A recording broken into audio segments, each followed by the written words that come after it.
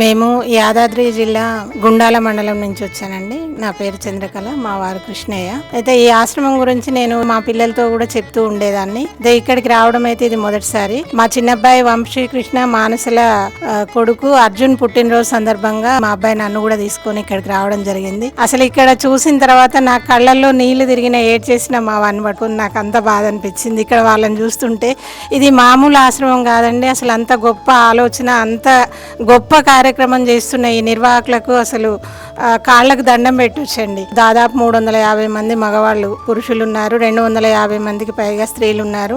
వాళ్ళ గురించి ఆశ్రమం కాకుండా వాళ్ళకు ఒక ఆసుపత్రి కూడా ఉంది. అవన్నీ తిరిగి చూస్తుంటే అనిపించింది ఇంకా మనము ఇవ్వడం కాకుండా ఇంకా మనము తెలిసిన వాళ్ళందరికీ చెప్పడం వల్ల ఎంతో కొంత ఉడతా భక్తిగా మనం కూడా కొంత సాయం చేసిన వాళ్ళం అవుతాం అనేది అనిపించింది. అట్లా చాలా బాగుందండి. ఇక్కడ మెయింటెనెన్స్ కానీ ఇవన్నీ కూడా ఇంతమందిని అనాథలను ఇట్లా చేరదీయడము, వాళ్ళకి అన్ని వసతులు కల్పించడము, వాళ్ళకు మందులు ఇచ్చి మళ్ళీ మంచిగా అయిన తర్వాత వాళ్ళని తిరిగి ఇళ్లకు పంపించడం, ఇవన్నీ కూడా నేను అందరం కూడా అన్ని పనులు చేయలేం కాబట్టి చేస్తున్న వాళ్లకు మనవంతు సహాయం అందించాలనేది నా ఉద్దేశం అండి.